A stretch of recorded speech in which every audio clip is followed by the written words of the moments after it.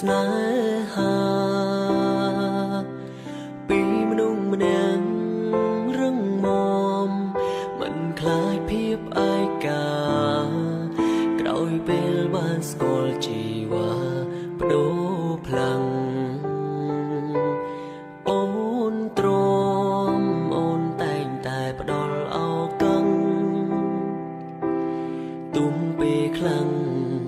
មិនសូវខ្វល់ជីវ៉ាទើបពេលនេះដឹងខ្លួនអូនសំខាន់យ៉ាងណាចង់ប្រាប់ថាបងស្រឡាញ់អូនថ្ងៃក្រោយទៅយ៉ាងណាមកអូនប្រែបែបណានឹងរក្សាស្នេហានេះសូមរាប់អូនពេលអូនចាស់កងក្នុងមានបងទាំងតែងតែមកថែសួន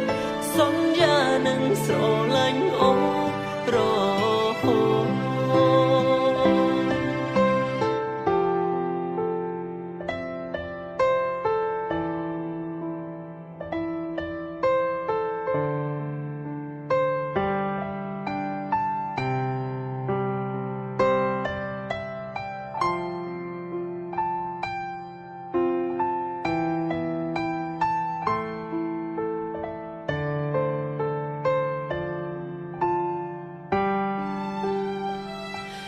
មិន